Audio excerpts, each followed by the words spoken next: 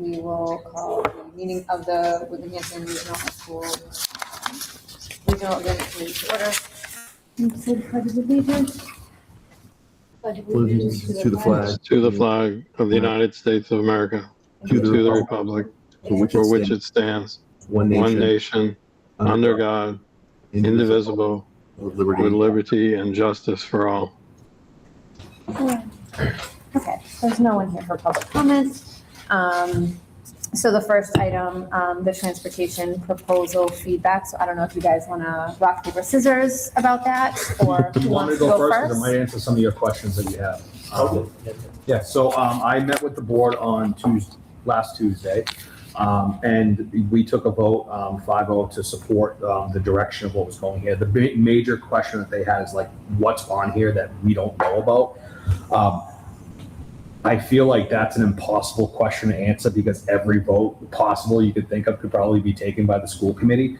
So I gave the board, I told the board that I would go back and I would try to get a list of votes that could possibly be taken by a school board and their associated Mass General law. So that is the Excel sheet that I printed out for everybody. I'm so sorry that it's hard to see on the Excel sheet. It's a lot of information for a piece of paper. I also sent it to Ms. Niffen for digitally as well, so she can include it in the meeting packet. And there's a couple highlights here. So the yellow is what would be changed to a 2/3 majority vote. That is right now a majority vote. The green is what is already a 2/3 majority vote. The orange is what I would put as something that we might want to consider adding to the 2/3 majority vote, since it does have financial impact, like apply surplus and excess and deficiency to reduce future assessments, accept and disperse grants, so on and so forth. And then I left out specifically the policy portion that we talked about last meeting, because as much as I think that the policy is an important part that we should have as the 2/3, I also believe that it takes off a lot of the autonomy of the school committee. There's a lot of things in here of policy that I think we might not have been thinking about last time when we said that's probably a good thing to add. And I'll just go through a couple. Discipline code addressing teen dating violence. We don't have, as a select board member, I don't have any insight into that. That's something that I wouldn't even want to try to vote on. Or force you guys into a situation where a simple majority just couldn't go ahead and do that. So in lieu of that, the policy discussion, I think this will satisfy my board in the way that they have a list of votes that could possibly be taken in the Mass General law that applies to them and what we're currently gaining for this. But then I watched the Whitman Select Board meeting last night, and Mr. Kane came up with also a great idea, is having something in here instead of specifying everything, give the members an ability to say, if you want a 2/3 vote, you can just raise your hand and have a 2/3 vote. I think that was an interesting idea, which kind of goes as a catch-all, but not hindering the school committee really in any way. So can I ask a question, Ms. Niffen? How would that work in practice? Like, would one member be able to request it, or would it have to be You have to vote on it. would it be a majority vote to make it 2/3? Is that? Yeah. I think that. What do you think about that? I don't know what I think about it right now. Okay. I want to hear more of, because I watched the Hanson meeting, but I want to hear more of Yeah. the Whitman. Because if that was something that was discussed at their meeting, let Sean I talk don't know about if it that. was necessarily discussed, but Mr. Kane definitely brought it up. And I think that in lieu, because if we add a 2/3 majority vote to policy is very Right. broad. And going from policy that has no financial value to ones realistically, like the select board has no interest in general policy of the school, textbooks, for example, that has no bearing on either town of textbooks there. Now, if there's an associated cost that costs $250,000 that need to be assessed to the towns for redoing curriculum, that's one thing. But I think that it would give a lot less play to have the ability to say if members want a 2/3 vote, they can simply request a 2/3 vote and then a majority can accept that. So Any other feedback from Hanson? The Hanson Select Board, well, there was feedback, but I'll go with constructive feedback. So constructive feedback is something that I was looking for, and constructive feedback is what I'm presenting you guys today is a list of what we don't know, what could possibly happen. All in all, the agreement between the 2/3 having the undemandated busing in the budget, that was supported. It's just the finer details of what that actually means. There was some additional feedback that I'm not going to get into because it wasn't constructive. So, but other than that, that's really all I took out of it. So those are my action items. And Hillary, if you disagree, feel free to raise any more that you thought you heard. No, I'll listen to what Whitman said, and then we can have a discussion and see where we're going to go. So go ahead. We voted 3-2 to support it. The three that voted in favor of it, myself, Justin Evans, and Dan Salvucci, pretty much saying, one of our big asks was the transportation, and that's on the table. Obviously, the 2/3, it's a little bit of a give, but it's already 2/3 of the budget, and adding the other financial pieces or other significant kind of votes. That seems to make sense, and it seems to be aligned with the building consensus. And it doesn't hinder you guys too much with every single vote being 2/3. One member was completely against compromise, and she's a core member of our team. She does thorough research. There's a lot that we do agree upon. I don't agree with her on this, but she does have her arguments, and she made them clear as to why she doesn't support compromise. And then one was kind of like, I just feel like it's a little bit rushed. So having a bit more thorough information, I think, weren't able to present it as part of like an amended agreement, like what it would look like. Sure. So I think that could be a good next step. Like actually, what would it look like in the current agreement? And that was something that came up at the Hanson meeting, like legally speaking, because we can't make an amendment to an agreement. That's what Dr. Marcus said last time. Like when we send it to DESE, they have to look at the whole thing, and it's not worth our time to send them this piece, to send DESE this piece, and then 3 months later, 6 months later, like, oh yeah, here's the rest of it, right? So that's not something we have to discuss tonight, but I think one of the suggestions was like an MOU or something that's signed by chairs of boards or whatever once votes are taken, just to make sure, because I think a lot of, and it's probably similar to the dissenters in Whitman, the idea that like there's still not that trust, right? There was some conversation at the Hanson meeting about, well, what if, we're saying this, but what if it doesn't follow through and things like that, which I feel like doesn't really have much to do with the school committee, because we vote on things that are going to benefit the kids mostly. That's our charge, to look out for the students and things like that.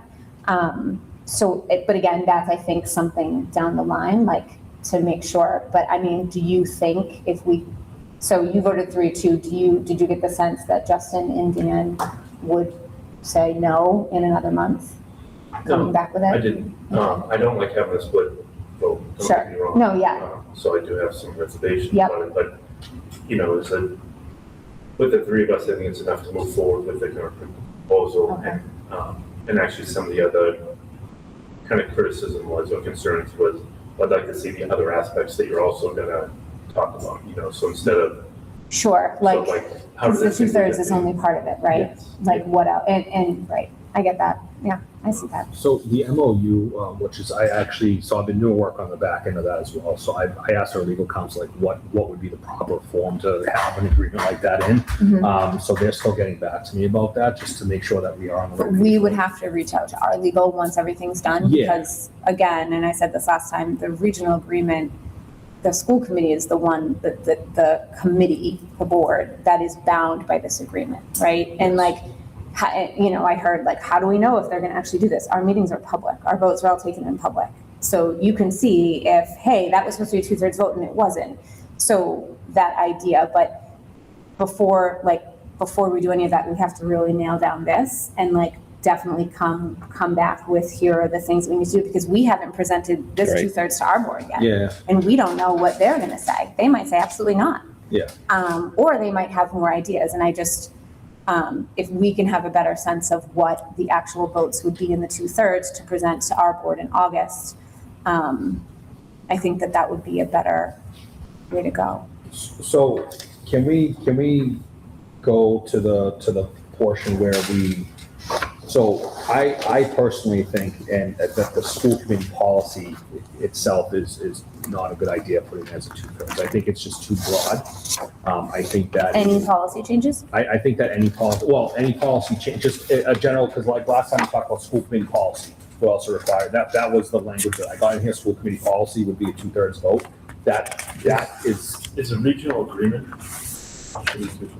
The regional agreement is, so the list that I have here, that I have, is to amend the regional agreement, to reconfigure grades within buildings, to close schools, to lease and renew leases on land and buildings for educational purposes, to vote to accept municipal gifts for education purposes.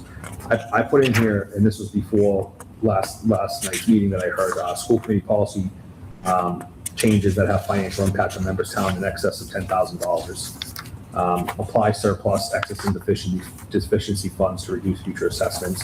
Set policy for transportation on pupils, apportioning transport costs. And the reason I'm putting that in there is not because of any unmandated busing, but if the school committee decides in the future to charge for transportation, that could inequitably affect one town that has a higher unmandated busing cost than it could another town, and having a greater impact on that. So I feel like keeping the set policy for transportation for pupils is a good thing in there, specifically that you would need consensus in order to figure out what prices it would be, and so on and so forth. Purchase and make payments towards annuity investments, incur debt for any purpose in excess of $10,000, or file suit, appeal decisions, and settle claims in excess of $10,000. So I'm kind of treating this in the same way that we would treat like a capital request. Anything over a certain amount would require a 2/3 majority in school committee policy, or like what Mr. Kane brought up last night, you could theoretically strip out the school committee policy portion of this and say, if anything not listed, a member would like a 2/3 vote on, they can request a 2/3 vote with a majority vote. But that would be school committee policy, and that's Robert's rules too, isn't it? Is it? I mean, if just like at any point in time, someone can say, I want to reorganize, right? Is it Robert's rules that if we take a vote and I say, I want this vote to require 2/3, first you vote on that, and then you vote on the actual item you're voting on? So that's a Robert's rules thing? I don't know. You're just making a motion. Right. It would be the motion for the 2/3 and then the motion for the actual item. taking out your book? Yeah, I know. What I'm saying is, if it's a Robert's rules thing, we don't have to have it written down. I've never heard someone make that motion, but I think the reason why I think it's important is because, like you said, we can't think of every possible scenario that might come up. Well, I went through all of our agendas for the year, and I wrote down every vote that we took, because we could really get in the weeds here, and it can be very problematic. And some of the things, Frank, that you're talking about are things that are already in our budget process. Mm-hmm. So they already require a 2/3 vote, so they don't need to be in here, because that's just going to put people in the weeds who in 5 years are looking at this like, wait a minute, what does this have to do with it? So like a school committee policy change that has a financial impact on the member towns in excess of $10,000. Give me what would that be? Give me an example of what a policy change would be that would cost a town $10,000, $11,000. Okay. So, good question. So let's say we redo the curriculum for the middle schools. Right, that's in the budget. That would be in the budget. So that would That would always in the be budget? a line item in the budget. Okay, so, I mean, that's a good point. So is there no, and that's why I brought it here, because I'm relying on you guys to tell me if some of these things are absolutely ridiculous and they don't happen, right? So is there something that you guys could put in a school committee policy that would be, I'm not necessarily saying a portion to one town or another, but more just like, is there something you can do there to take it out of the budget and essentially put it on the towns, an additional cost, kind of like Just a capital expense? Is Just it capital, but there's a separate section. Only capital. Yeah. Dr. Go ahead, Marcus? Dr. Marcus. Only capital. Yeah. Only capital. So Okay. that bullet it doesn't apply. It's not applicable. Okay, so if it's not applicable, that's fine. So that's why I brought it. So do you think having the school committee policy changes as a 2/3 is a good idea for that? For like as like a catch-all for that, or do you think just letting people know that they have the ability to call for a 2/3 vote? So school committee policy typically doesn't have financial ties. So school committee policy is like an AI policy on Right. students Correct. getting caught using AI, or students making pictures of other kids using AI. That's a school committee policy. Correct. There aren't any financial, I can't think of a single policy that has any money attached to it. And to your earlier point, I think anything that potentially would flow through the budget. Yes. Like, I don't think that, in other words, we wouldn't make a policy that would then be like, and now here's an additional bill outside. It would just be like, so if we change a policy, like you said, about curriculum, Yeah. that would be reflected in the budget, which it would be a 2/3 vote. Okay, but And curriculum's not policy anyway. Right, no, I know, but yeah. But in the current state, unmandated busing is a school committee policy that you guys can put unmandated busing in or out of the policy, right? If that's in the school committee policy, unmandated busing. It's not a policy. No, it's in the at all. regional No, it's agreement. in the regional agreement. It's in the regional There's no agreement. Policy related to unmandated busing. No, Okay. yep. So that makes sense. So if that's the case, then I think that the whole school committee policy change probably shouldn't be anything in a 2/3 majority, but I think it'd still be important to list here that members can also request a 2/3 majority following Robert's Rules of Order. But Just- that's not that doesn't belong in the regional agreement, I don't think. I think that's a school committee policy that we could put in our, policy manual. At any time, any member can request a 2/3 vote. Okay, So that's something that so when we go back to the idea of ultimately a memorandum of understanding, right? yeah, That's something that we could put in a memorandum of understanding that we will add to the school committee, because the policy subcommittee I just left, one of our goals is to create a school committee handbook of school committee policy, for the school committee policy, having that added to the school committee policy so that new members will get, current members and the new members when they're elected will get this document that says this is the school committee handbook. And then in there would be listed that due to Robert's Rules of Order, any vote could be requested to be a 2/3 vote with a majority vote. I think Hillary's point is that it is something that, is maybe shouldn't be in the regional agreement because it's not a regional agreement thing. It's reminding people of what is available to them under the Robert's Rules of Order, right? okay. Yeah. So I think that's something we could definitely say, that we will add that to the school committee handbook so that new members will be aware of that. Because obviously, we're all given these books when we get elected, and I've used it as a reference, but I didn't sit down and read the whole thing. You know what I mean? I look up things when they come up, but I think that, I don't know that you're giving enough weight to, I think, the message that they're sending, that this is one of the things that they do actually want in the agreement.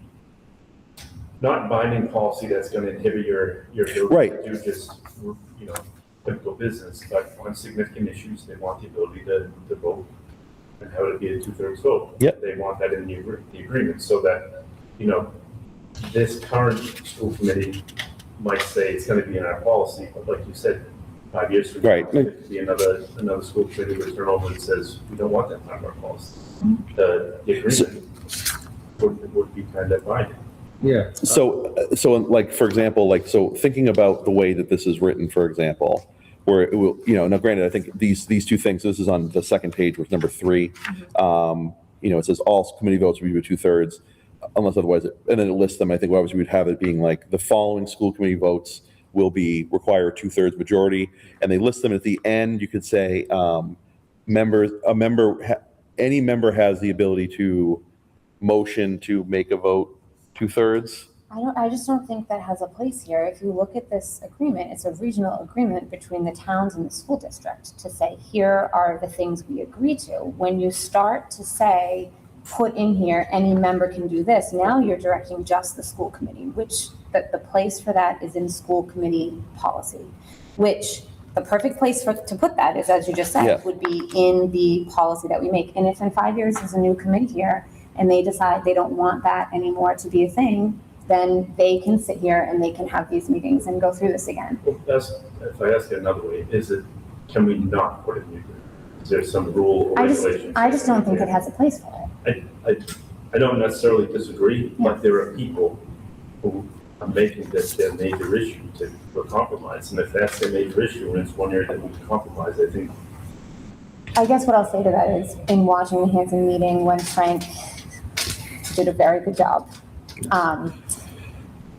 pressed for what should be in here, nobody on the board could say, I want this, I want this. Their theme was, well, what if there's something we don't know about? So it was just mistrust. It was like, what if we get the rug swept out from under us, right?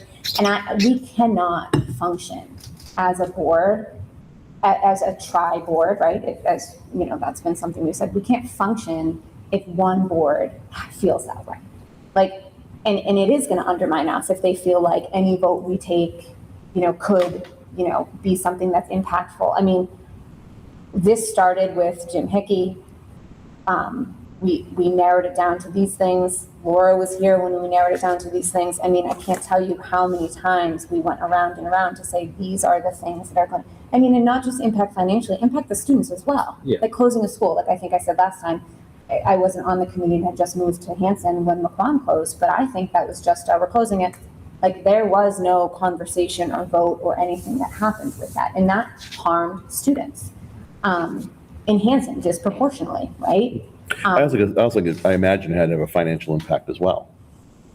Yes. As you're closing a school. And Yes. so, I think I think it does both things. Yes. I think that closing a school does have financial impact, but the primary thing is it harms students, and the same as, But it could have a positive financial impact too, Right, right? yeah. Like, so those things. McQuan might not have. But, Yeah. but yeah. No, Yeah, but you know what I mean? Yeah. Like, I get what you're saying. The whole reason why I'm bringing that up is to make it so you guys don't have to look at every vote and be like, does this require to make it simpler for the school committee to also go on the back? But we end too, know, because- these are big things. And if I could read you the list of everything we voted on this year. And if I cross-reference these lists, there's, Probably 7 votes total that you guys so took. capital,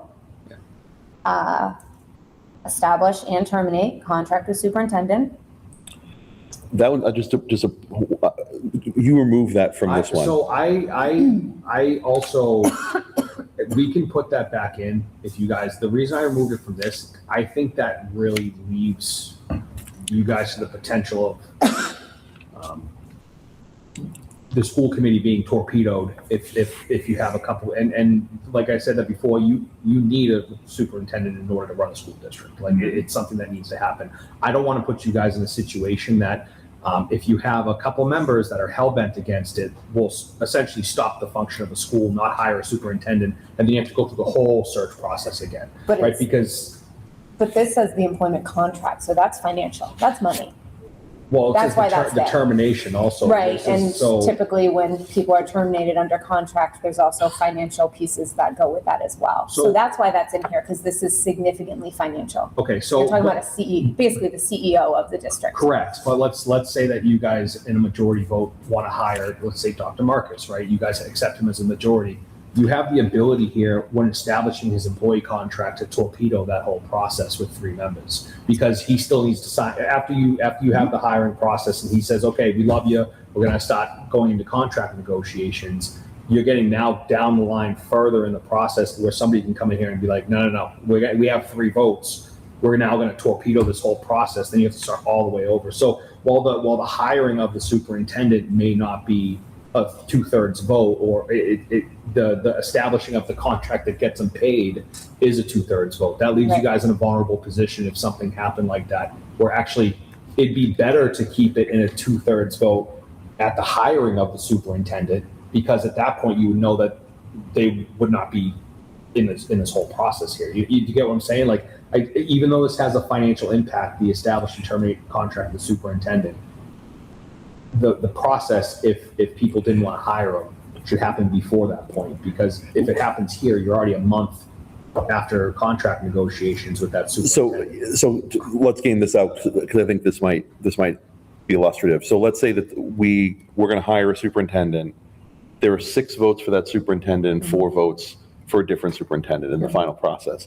So then if now all of a sudden the contract, establishing the contract is now a 2/3 vote, one of those 4 people could be, we would need one of those 4 people to then say, well, we'll agree to the contract. Exactly. And if they were really hell-bent on not hiring the person that the majority hired, they could then basically gum up the works by not approving that contract. That's such a pessimistic way. I mean, Well, I don't you think? But Yeah. hear me out. I think it might be wild if we have a superintendent, like a 6-4 vote for a superintendent, Yeah. number one, for a Right. candidate. That would be wild, Like a yes. finalist, number one. That would be wild, and I would probably see everybody later. It's also been a wild year, Hillary. I know, but I guess what I'm saying is like part of, when we first started these conversations and we looked at our votes, many of our votes are not 6-4, Right. 7-3. Many of our votes are 9-1, or maybe 8-2, or 8-1-1. So I hear what you're saying, but I think that, again, making a policy or a plan for something that is a what if in a wild scenario, like if I don't think that would happen. I mean, based on everything that we're working on now for the bidding process and all of Right. that stuff, like there's so many checks and balances in place that you should not have a finalist that is split like that, who then you're like, oh shoot, now we can't do a contract with them. Go ahead, Tom. I think there's gonna be a lot of nuances that we're gonna have trouble coming to an exact Yeah. answer for. Yep. I think conceptually we have a pretty good, it's something about 2/3. I think there should be some clause that says if a member does want to vote like a 2/3 vote, they should be able to do that. Whether that happens or not, I think it should just be on the table for discussion. Yeah. But I'm not stuck on it one way or another, whatever. I think it's just a matter of time. Can we move forward knowing that we don't have the complete details for the 2/3 vote, but we think it's. Well, I think our committee would want a list of what they need to vote on. I do think that. So I think, but can I ask, Frank, can I ask you, so this list that you gave us today, is this the list that you are proposing to bring back to your? No, this is the list I'm proposing to bring here, and then the list that we whittled down, I'll bring back. Okay. Like this is me thinking at 11:30 at night. Right. What should be on this list, right? And But this is your proposal to us about what you think the 2/3 vote should be. This has no Hanson Select Board. Well, but no, I was just curious so I think if this is the list, right? And to your point, Hillary, about if they're taking off the superintendent thing, I'm fine with them making less demands of us. Yeah. Right, until we hire someone and pay them, and then they're like, oh my God, you're paying them that much money. My But thing is he's the taking that off. Yeah. No, I understand, and I just think that that's going to be problematic because it is financial. It is financial. When you look at what other superintendents make around the South Shore and compare it to what we have paid and what we are currently paying, we are significantly behind. We are about to enter a superintendent search, and the towns are going to be out of their minds with what we're going to have to put up. So that's why I think it should be in there. Yeah. I think it should be in there because it's the That's fine. protection. The only thing that Do you know what I mean? The only thing that I would say is that we rephrase this to not just say to establish and terminate an employee contract. I would just say to hire, establish, to hire or establish. I don't know how I'm trying To hire, establish, or terminate an employee. contract. That's the only thing I would say, because then at that point, like, you know that you need 2/3 majority at the higher date of it. And like you said, if superintendent comes in here and has four people voting against them on a 10-person committee, Right, it's I probably don't not the want right that. calling. I don't want that person. But if you want to add that, that's completely fine. The only thing that I would I don't know, appropriate to make a motion for is to keep the existing language in section 3 and then add the apply surplus, excess, and deficiency funds to reduce future assessments, set policy for transportations of pupils, apportion transportation costs, purchase or make payments towards annuities, investments, or to incur debt in any purpose in excess of $10,000. So I'll make that motion to add that into section 3. So we don't, I'll second that. but we don't purchase or make payments towards annuities and investments. The As a only, school district, you don't? I mean, Can I talk? yeah, go ahead. Don't you make contributions into some of the senior staff or maybe staff's 403Bs? I've seen it in contracts. Yeah. But that's in contracts. And what's the vote for contracts? There is none. You can't vote on any contract except mine and the business manager and the director of sped. So So when we approve like Like the unit teachers' contracts. the unit contracts. yes, you're signing off on the unit contract. So I guess, Dr. Marcus, I don't know if you got a chance to look at this list that Frank sent. I'm looking at it. Yeah, I'm Okay. looking at it now. Okay, so the question is, the purchaser make payments towards annuities investments. When is that, when would we as a committee be dealing with that you can think of?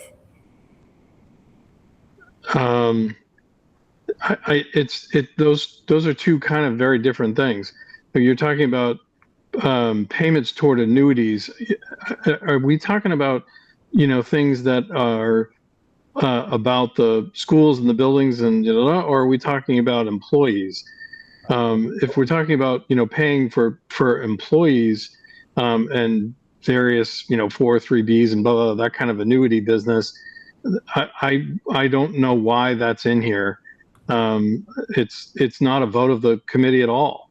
It's a function of the superintendent and the business office to manage, people's retirement systems and all that. And if it's for an entire unit, then it would be in the contract that for the unit, which the school committee has voted on anyway. So I'm not loving this bullet. Okay, Okay, thank you. Go ahead. So if all of the contributions that go into employees' 403Bs that aren't through their payroll deductions, those are all written into some type of a contract then? Is that what you're saying? Yeah. So what about investments if the school district had a surplus? Would the school? We keep it. I know. We keep it. I know. We do not have a surplus. But if we, so let's say in 5 years, the governor said that $100 million is going to the school districts across the state, right? So let's say in 5 years, we have a surplus here at the school district, and do you have the option as a school district to invest that surplus money? No, it goes into E&D. You were not allowed to invest it in anything. We Okay. have to. Yeah, no, I understand that, but I'm just going through. So, going through that. So I'm kind of curious as why that Mass General Law states that though, because that's actually specifically one that I checked on here. So, because what kind of funds could a school district be Where using is it on annuities here? for? That would be a simple vote. So I'm trying to find it right now. Okay, so it's on the back of the second page. It just needs a simple majority vote in order to purchase or make payments towards annuities, investments, e.g. OPED related. OPEB related. So there's no vote that you guys take on OPEB related investments or annuities? No. yeah. Okay. No. I mean, like I said, I brought this here for everybody to discuss it. No, that's, I think that one right there is, I think, more, not that we're objecting to it, but it doesn't seem germane, right? It doesn't seem like something that we actually do. Nope. So, And the bullet ahead of it, the set policy for transportation of pupils apportioned transportation costs, that again is part of the budget. Or do you mean? So if you guys decide to charge for busing, for example, right, that would be a school committee policy that you guys could set. You guys would take a vote to say, okay, every student's going to have to pay $150 towards busing, right? If they're technically a non-mandated busser, right? I think that should require a 2/3 majority to put that financial, because that is a direct financial burden to the parents. Well, that would be part of our budget because we would be charging to cover the cost of transportation. So that would be part of our budget vote. Or to not cover that cost of transportation, right? So like if you wanted to shift that burden over to the parents paying a bus pass, for example, that would require you to have a 2/3 majority vote in order to set that policy for pupils to be able to purchase a bus pass. Or on the other hand, if you want to include it in the budget, like it's just a regular budget vote, there's no difference, right? So if you want to go ahead and include all the transportation, like we're planning on fiscal year 28, all the transportation in the fiscal year budget, it's just a regular budget vote. But let's say next year the transportation cost skyrockets, right? and we need to charge the students who are not legally required to be on a bus $100 to ride the bus. You know, that would be a 2/3 majority vote. That's what the anticipation of that. So a portion transportation cost, that's not what that is. That's what's confusing me. So set the policy, set policy for transportation of pupils and apportioned transportation costs. So we need to change the language here appropriate. to say, if it is decided they will charge for Okay. buses, it's got to be like laid Yeah, out. that's just fine. Yeah, for- yeah, I think, 100%, I think I'm fine with I that agree with that. vote. Me too. But I think you need to specify that it's, if we decide to charge, I think that, because the way this is worded seems a little, it's vague enough that I feel like, I yeah. copy and pasted. Yeah, no, I know you didn't, no, I So that's what didn't, did. I don't, this isn't a criticism of you, Frank, I hope you know that, I'm just saying, Because what's going to happen here is this is going to get dissected by 60 different people Yeah. by the time that we make it here, and Yeah. it's going to have to change anyway. So I'm just trying to make it as kind of broad as possible. No, The and idea that is should be a 2/3 if vote. we Yeah. want, if we want to go through and change the language of it, I'm completely fine. Yeah. with it. I think that just in that, you know, that spirit, like we have that in the contract, in the agreement Right. as well. Yep. So So I think working on the language of that, so it's specifically about, it makes it more clear that it's specifically about if the school district decides that they want to pass the, create a charge for busing for non-mandated students, that would be a 2/3 vote, like that, I think, is, I think, a reasonable thing, but yeah, just the wording of it. But I'm Is- trying to think, I'm trying to think, and I could go back and look. When we approved the, Athletic fees? yes, because that supplements the athletic budget. that's actually a really good idea, because I just got that email today that I have to sign up and pay for football. So, and I saw the athletic fees, I'm like, whoa, that's It's crazy. cheap So, compared to other sports. no, I know that, I know it is, but But I guess, how did we, can't remember, but anyway, because that might be, It that was- might be a broader thing. I guess what I'm saying is maybe it's not just transportation, because there are people on the committee who want to try to start charging for extracurricular or co-curriculars, right? Like Yeah. chess club and drama club and, So Hillary, Stuff can like we, how about, can we name it something like this, like, to set, a policy for. it wouldn't be student- policy, stop saying policy. Okay, so to set costs for student-based activities, including sports, clubs, Yeah, and busing. I'll play around because I'm sure there's somewhere else, But some something other about school. establishing student fees, something like Yeah. that, because then it's like covers, if it's going to be for the busing, if that would be a student fee, if it's going to be for, Parking. it's over, or establishing or changing student fees, because we already have fees for some things. Yeah. And the idea is like, okay, so like when we increased the athletic fee last year, Mhm. like that probably was a straight, I mean, I don't think the vote ended up being a majority, like a 6-4 vote, but it probably was only a 6-4 required in terms of, Yep. it was only still a majority required, And- Well- making that And 2/3. to be honest, like that, so this is a part of the agreement that I think people are missing. This isn't just like a Hanson agreement, right? Like that affects Whitman Yeah. a lot more than it affects on Yeah. on the Hanson side, right? You guys have a lot more students who play sports. You guys, the per capita of the towns, one town is wealthier than the other town. So like there's a lot of stuff in this agreement here that is not just a Hanson ask for 2/3. It actually Right. helps both towns significantly. So But yeah, I think maybe some kind of vote to, or a vote about establishing or changing student fees. Yeah, yeah, like the student have fee that schedule. Okay. or something All like right. that. So. okay. Ryan, just a Yep. note.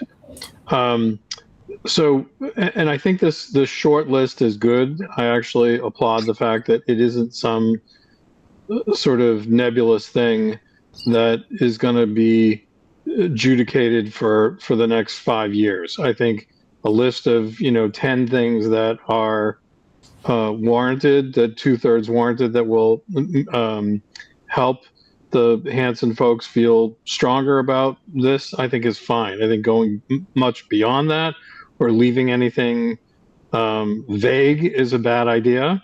So I appreciate the fact that it's finite. Secondly, most of these are going to have to be cross-referenced back to current school committee policy. Yeah. For example, we're talking about fees. There are 6 policies right now under Section J about fees. So, we may say in the moment here, oh yeah, 2/3 for fees, but before we can agree to that particular thing, somebody's going to need to do a little homework and check to make sure that that concept aligns with current policy. John? I definitely agree with that, but I do think this is this discussion, and if this was part of the agreement, then that would kind of, I don't say would overrule, but it would definitely have a heavy influence on the current policy. If there happened to be a policy that ran counter to that, I can't imagine what it would be, but how this agreement right now that we're coming to between all three groups would somehow. Well, we could vote to, I guess, amend, if there was a policy about fees in current policy, and we're working our way through them now, and there is language that says that, you know, increasing a user fee for a student requires a simple majority vote, then we could amend that policy to say 2/3 to match up with the regional agreement. Yeah. So I think that we could just make sure that those two documents talk to each other and are aligned. But and in the meantime, if that doesn't happen, you know, if in January or October, if, you know, assuming this is situated earlier, and we have to vote on a financial impact, like someone can say, I would like this to require a 2/3 vote, right? Like we can make sure that that's something that's just, Yeah. I mean, Yeah. Ryan and I know that, like, you know, Yeah. that's something Yeah. that we can talk So about. what I'll do is I'll withdraw whatever motion I was attempting to make there before I got ripped apart. And I'm not going to bring this portion of it back to my board on Tuesday. I'll probably give an update that we spoke about it. But I'm, you know, because we have a lot of wording that needs to work on this, and I'll let you guys kind of write however you feel comfortable with that being, and then maybe next meeting we can go through and make a motion to approve the list that we have there as we discussed right now. But I think it's also important to Sean and the select board to go over the capital portion tonight, at least to touch on it, so we know that we're working on it moving forward. Does that sound like? Yeah, but before we go to capital, I just want to the other two bullet points that I don't know that we talked about, or maybe I did. The apply surplus funds to reduce future assessments. Is that a budget vote anyway? Like how? Like, so Yeah. I guess anytime I voted on a budget, you know, in the Fred Small days, we're going to use our E&D and we're going to cut it like this. And that does require a 2/3 vote because it was lowering the assessment technically. So Yeah. that. This, I think, is talking in, say, August. Yeah, so In the, August, when final numbers come back from the state, you know, would it be something that we want to either move over to E&D, or is it something that you want to use? We would definitely be moving it over. Well, yeah. So I think the question is, I still think that would be it's a majority. It's a majority vote. Is it a majority vote? For it. So, Okay. Using SSE&D is a simple majority vote. But there's also, so we're also saying it's important to distinguish which 2/3 we're talking about, right? Because there's a difference between a 2/3 vote and a 2/3 full committee vote, right? Yeah. And Mass General Law has both of Right. those, and it's, so a 2/3 is 2/3 of present members. Right. You have 6 members here, and you need 4 people to vote for it.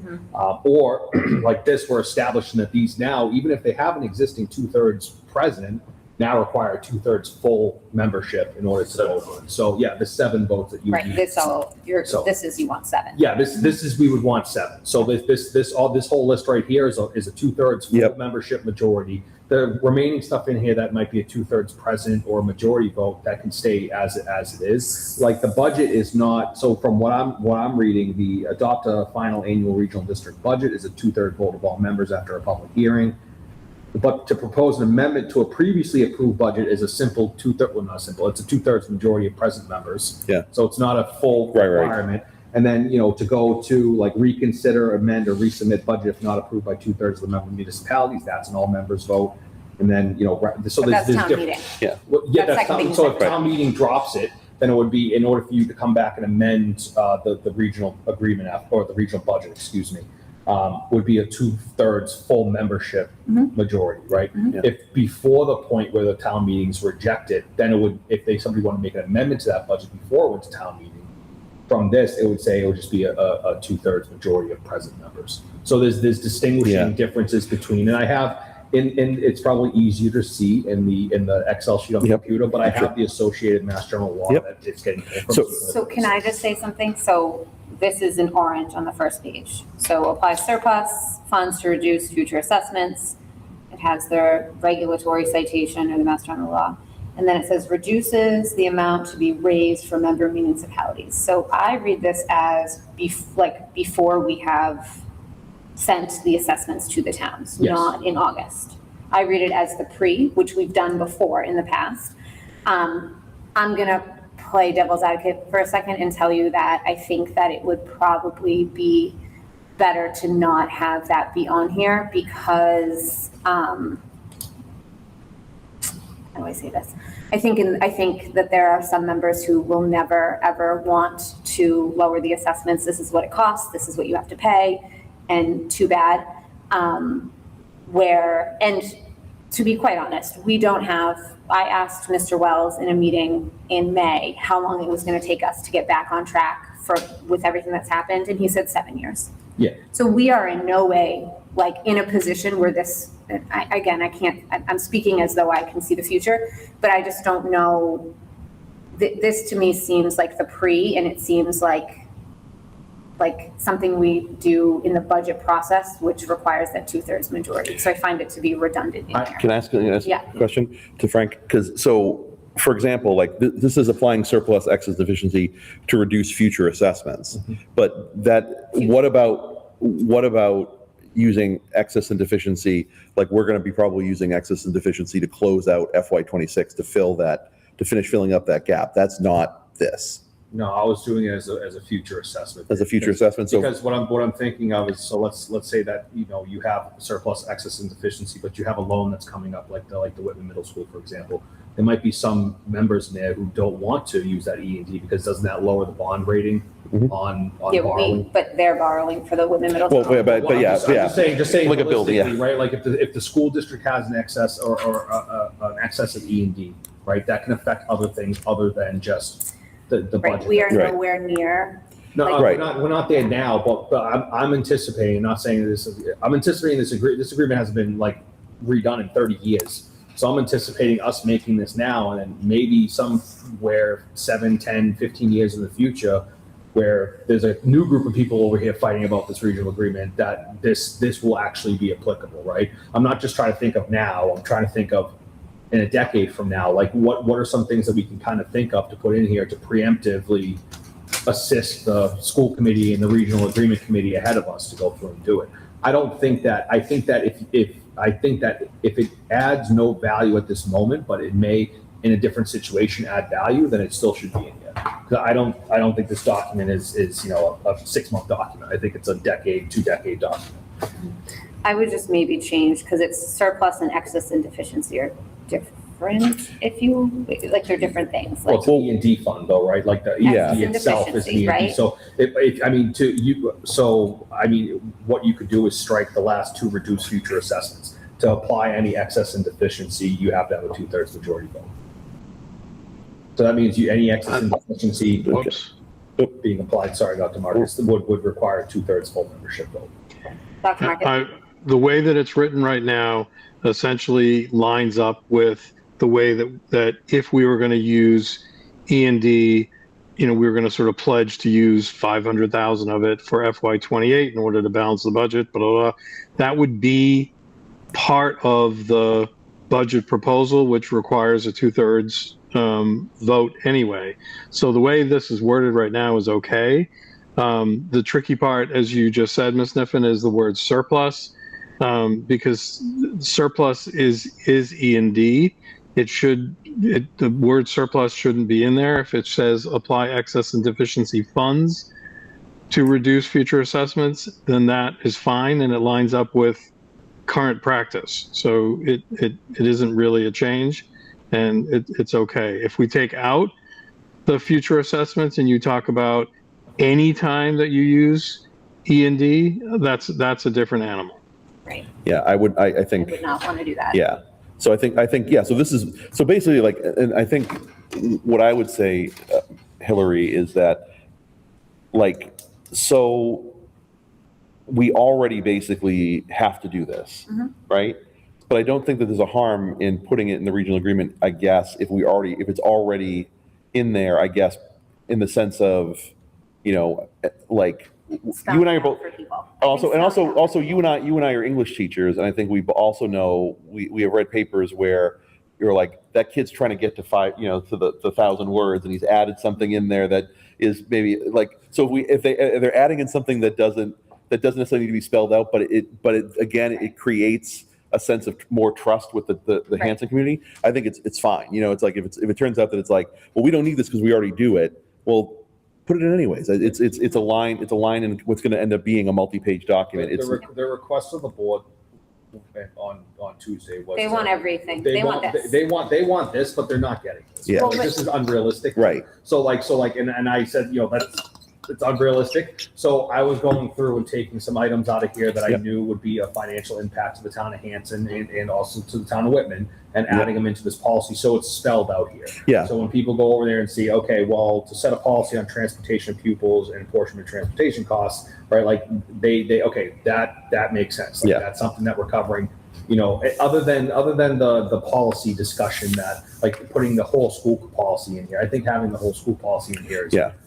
it's just too broad. Unless let me rephrase this. So let me ask this question: Is the school policy?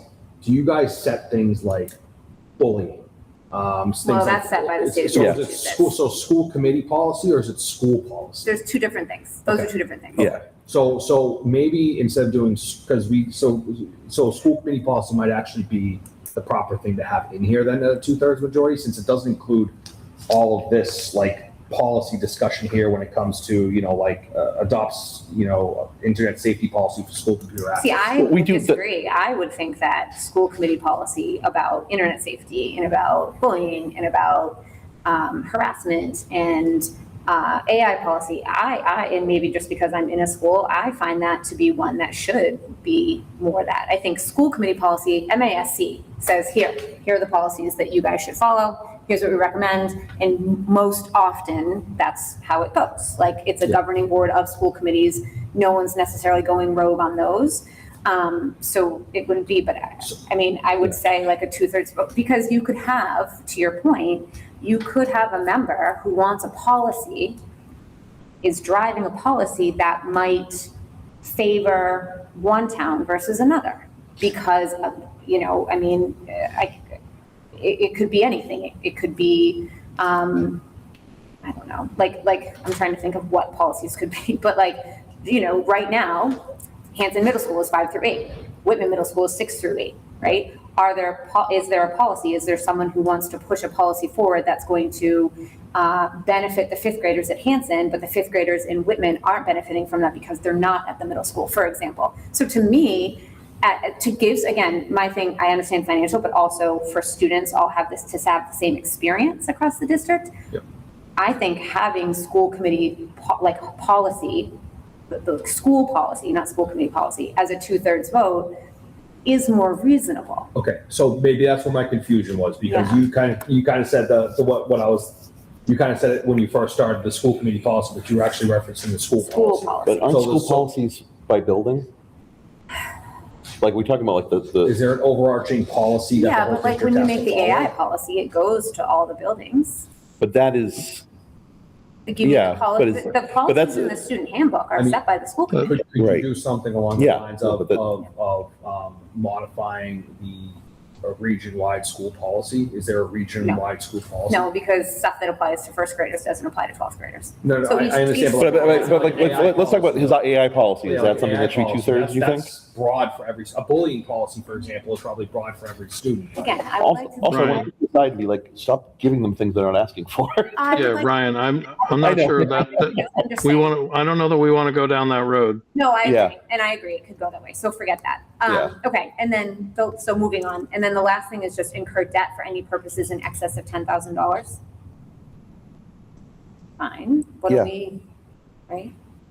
There is a section in the regional agreement for incurring debt. Right, Yeah. so should we, much the same way for the excess and deficiency, do you think we should have it spelled out in this first part, or should we make people continue reading to get to? I think if it was my opinion, and I think that people are going to read, my committee's going to be reading this section heavily. Yeah. Right. I think having it spelled out here and then things like the tax schedule and so on. So that's going to be further on the document, but I think it's important to spell it out here because this is the bread and butter of what Hanson is looking for, right? Yeah. Same thing with like the transportation. Like I imagine when we get to the transportation section, it's probably going to be very spelled out that the non-mandated busing is essentially gone in the operating, but like so, Yeah. and they're going to be looking at that heavily. So I think because of the importance of this section, I'd rather put more detail in here than less detail, and be kind of specific about what exactly we're doing, and as long as it's in there. I also think to that point, like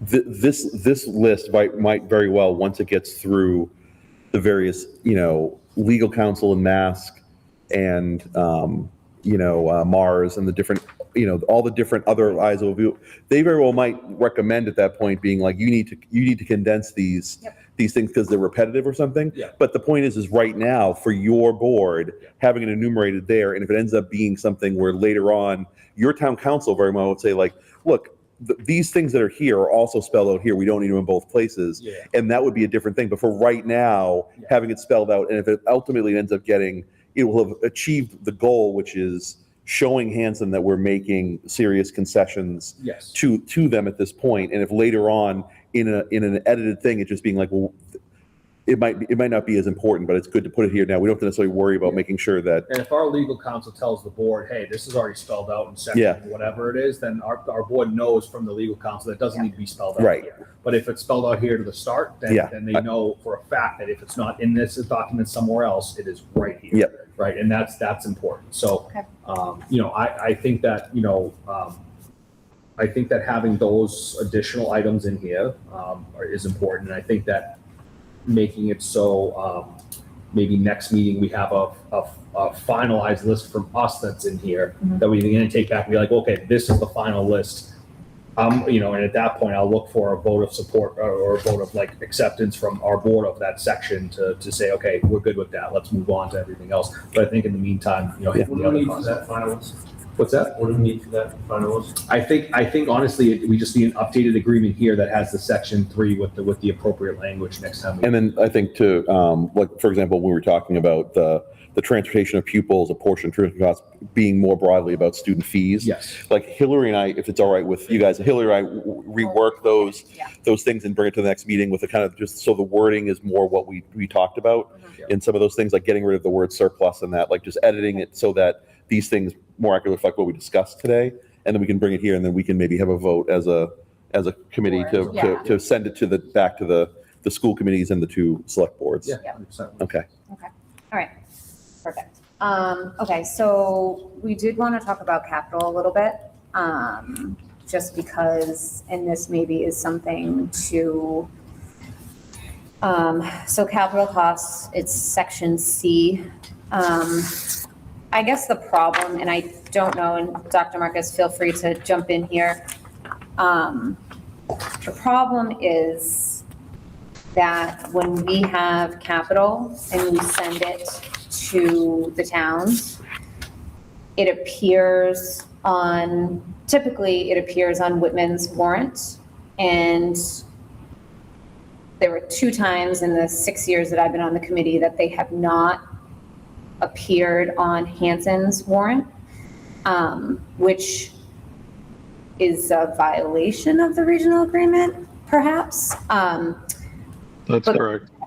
And so I don't know if that means the language needs to be tightened up, because typically what Hanson does is they say, we'll push it to our October meeting. You guys don't have an October meeting. But that really creates inequities, again, with the students. Yes. Do you want to make sure that the capital that is requested is placed in the warrants? And that we both have fall town meeting? No, I'm not telling you to have a fall town meeting. That's not, no.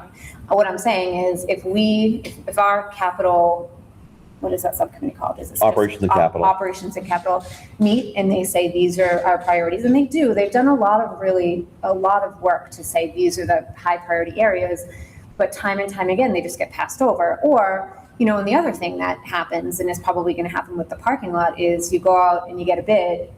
This is what it's going to cost. Here's what we send to the towns. One town says, okay, the other town says, we're not doing it till October. Now the cost has gone up. right? So then it essentially is gonna cost more money to both towns. Yeah, Can so I had a thought, because it does seem like Hanson has, as a town, it seems to have a policy that you wait almost till free cash is certified. Yes. Then have a fall meeting. Whitman doesn't always have a fall meeting. But you guys have a policy right now in terms of your free cash policy, in terms of putting money into, because what is your policy in terms of your is it a percentage or is it a dollar amount for? Trying to work towards it. Yeah. Percentage on 10% goes into the general stabilization, Yep. which we didn't do this year. Okay. 10% of the remaining balance goes into capital stabilization, not to be used that year. Yeah. So we're trying to build that. Right. We need a fire engine. Right, right. 1.6 and. But- And then a dollar amount towards our Plymouth County and Yeah. everything. But so in terms of the capital stabilization, what if both towns created capital stabilization accounts for the schools? We did that. You did that? and So Hanson has one. Hanson has one. And- But the idea that like, if they're like right now, you're saying, well, 10% of our remaining free cash, and I know that the next year might be tricky in terms of, I know that you guys are dealing with, the Plymouth County thing and there might be, changes. But the idea of that if Hanson and Whitman, instead of putting our capital items in direct competition with the town capital items at the town meetings, and the two town meetings aren't lining up, which is, as Hillary points out, a problem where we get bids or, or to the point of this previous Springtown meeting where our items were passed over because we knew that Hanson wasn't putting it on there, so we weren't going to, the money, we'd get your portion of the money for something, and it would just sit there for 6 months.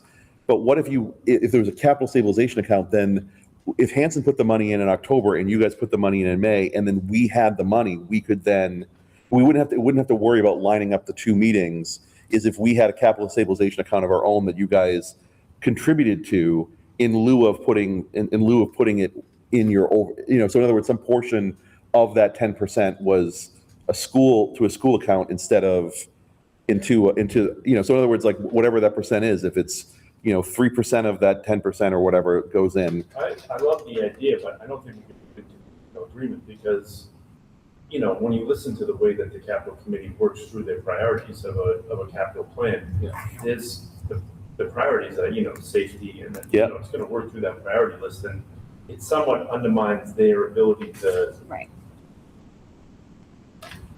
I mean, I should know more about how they weave the school's capital into with the town's capital, but assuming they use the same priority list, So speaking from, so I was on the capital committee in Hanson for 3 years, and I actually remember what Hillary was talking about when she said that someone didn't make it a town meeting.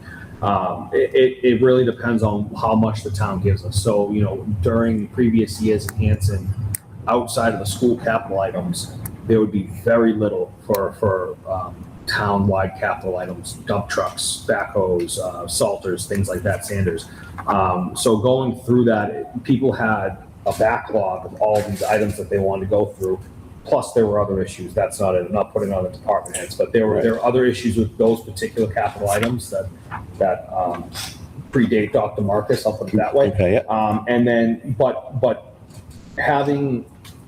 We're getting to the point in Hanson where we're just starting to appropriate the mass minimum essentially for our capital items every year and having it go there, which I believe is 3% of free cash flow, or I'm sorry, it's 1% of the town budget has to be associated to capital is the Massachusetts minimum that you can put in there. So I'm trying to go through and I can talk to them about setting up another, or at least putting money into the stabilization fund, the capital stabilization fund for the schools. I just don't know how that's going to work because unless you guys give us what your capital requests are going to be a year in advance, we don't know how much to put in there, and you're going to have to go to town. But hold on, you guys are getting cart before the horse. The issue is that we send capital requests, right? Because town meeting, the taxpayers at town meeting get to decide if they want to buy a new fire truck or put smart boards in the classrooms. Yes. They're the ones who determine that. What has happened in the past is it has not been given to them to decide. That's the problem. And we talked about. And other departments could make the same argument. Right, but we're a regional school district, and so that is against the law, Like if we send a You have capital reference- I'd like request. to see that. Yeah, Well, 4105, regional school district budgets. Regional school committee shall propose budget containing all proposed operating expenditures, transportation, capital expenditures, and debt service payments to be paid from general revenues of the regional school district. Budgets shall be classified as such line items as the regional school committee shall determine, provided that such line items shall be consistent with but need blah, blah, blah, blah. I mean, I can send this to you, but it's there. No, And- it's clear that the operating assessment needs to be, But this has all of it together. but this also specifically, the regional agreement talks about how capital is going to be proportioned to high school versus the, Yep. so versus the elementary schools. and the Right, middle that's how schools. it'll be paid, right? So that's like if it's something at the high school, that's how it's assessed to both towns. If it's something at Hanson Middle, you guys don't have to worry about it, vice versa. The problem is that we haven't been able to get capital done. And I understand the financial plight of both towns, and that certainly plays a part. But instead of it being like, we're gonna put it on, we just put it on, and, if the townspeople, or maybe even on the town meeting floor, a school committee member comes up and says, listen, we can pass over this, it's okay. But you're not giving the townspeople and the taxpayers and the voice of the town the option. That's the problem. So forget, and we did talk about stabilization a few years ago. It did not go over well for reasons that you guys said, right? It was not a thing. I feel like that's a few years down the road, just because everyone's trying to get back to even with everything else. And then to say, oh, by the way, take 2% more. And I mean, I just don't think that people are going to go for that. But you don't, the current process is it's similar to the finance committee in Whitman. Like the department would go in front of the finance committee or the capital committee, they would present what they want, you know what I mean? And then the capital committee would have to put that into the priority list, and then based on how much money we have for capital, that's what we. But I think the problem is that the fire department doesn't get only 60% of a fire engine on a warrant and not the other 40%. You know what I'm saying? Because our expenses are It's helpful. right. Well, I think that's what I think the issue is, though, is like how do we arrange it so that our items are put on the warrants, and then the town meeting can obviously vote not to fund the capital items that we put on there. The problem is because we're dealing with two different towns to fund it. I do think there needs to be some level of coordination, because if every year Whitman is going to put on items on their spring warrant, and then Hanson decides not to put in the fall, we're getting zero.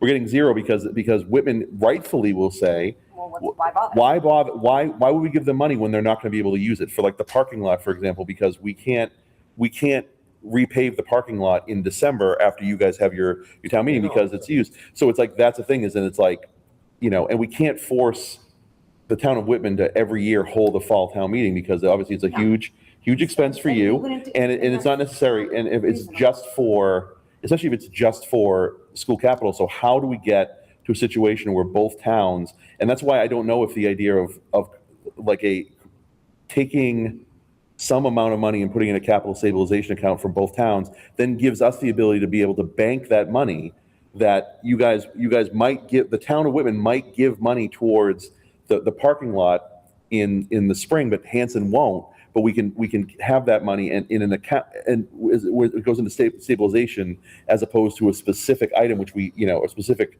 project where if we don't fund the project, the money goes back to you, right? Like if the town of Whitman said we will pay 60% for the parking paving, for example, and then Hanson doesn't, that money never comes to us at all, right? And so the idea is that we can't ever bank money if you guys are staggering your town meetings when you guys do capital.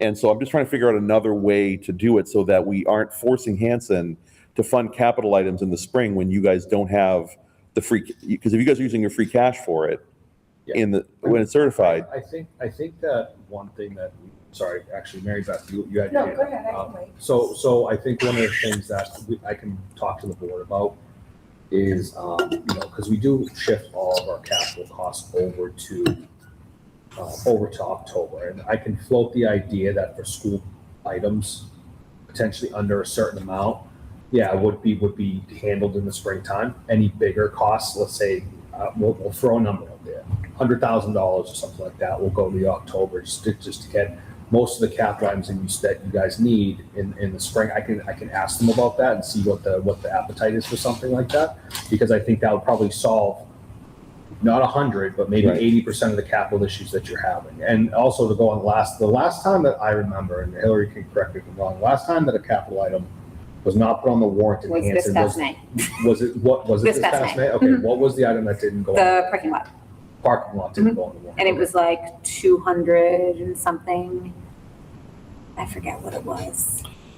I don't know if Dr. Martin, 196,000. thank you. Yeah, $196,000. So in Didn't terms of- even, and I'm just saying that legally speaking, we send you capital items, you gotta put them on. And they're not being put on. Can we get legal opinion on that? Because I've never heard. Yeah, what happens if we don't have the money for that? Then, So, like- then it just doesn't, then it's not recommended and it just doesn't. But again, you as a select board member don't get to determine, we don't have the money for this, right? That is at town meeting, that's the function of town meeting. That's what I'm saying. I'm just saying like if the police officers want a new cruiser, like, you know, the finance committee can be like, listen, we don't have the capital for this, but we don't, the school department doesn't have your finance committee and your finance committee coming to us for our capital and saying, we can't do this. Like, No, because do. we are, I mean, that is the process. but we Like, are our we own do have to pay for municipality. capital out of our. No. I'm saying that we are our own municipality technically, right? Because we're a regional school district. So the way that we fund capital and do that is within our own, and then we say here, and then it should go on the warrant, and it's the will of the taxpayers to fund it or not. Yeah, you're losing me with, I think the process of the capital committee and the finance committee. But we have our own capital committee, Sean. That's what I'm saying. We have our own capital committee on the school committee. Yeah.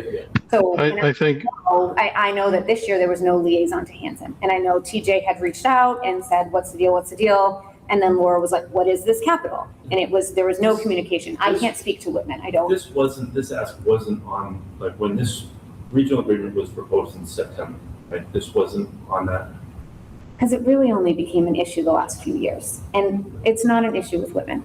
We send capital over, it gets put on the warrant because you guys don't have an October meeting. We send it to Hanson, it doesn't get put on the warrant. And then now it's gonna end up costing you more money because the bid has already gone out, the cost has already been. They have their time meeting when they wait for free cash to be certified, fine.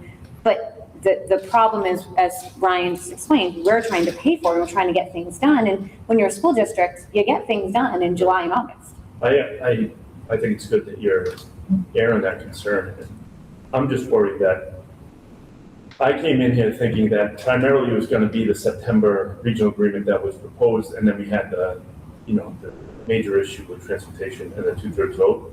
But this is definitely, I would go back to the Whitman Select Board and say, we're putting in the regional agreement that all capital items, no matter what, for the school district are going to be presented on the warrant. I don't think that would go over very well. Yeah. can I step in? I think, sorry, but you're right, Hillary. It's both in MGL and in the regional agreement right now. So whether it goes on the warrant or not isn't really a choice. It's part of the regional agreement already, and it's part of Mass General Law. So when town meeting happened, and all of a sudden we started talking about, folks were like, oh no, we're just not going to put that article on. Yes, the select board does have the ultimate authority of what goes into the town meeting warrant. However, as a regional school district, it's right there in the regional agreement that our capital request goes on both warrants. Can I specify a question, Dr. Marcus? Does it specify which warrant it has to go on? Does it have to go in No, May? so or that was October? something that we were gonna talk about. So does Mass General Law specify which warrant it has to go on? Because I honestly think that this is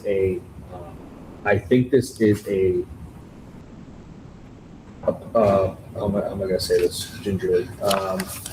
This is a policy issue, and if that's the case, this is a policy issue that we have to figure out in the town of Hanson. And it doesn't necessarily have to be spelled out here. So, because if it needs to go in the town warrant, and you guys have a request that's going there, I know in years past, as the chair of the capital committee, I've sent requests to some no longer hear leadership of the school district and have those requests ignored just to have things put on the warrant in, May, or attempt to be put on the warrant in May, kind of usurping the whole process and policy that was put in place at the capital improvement before.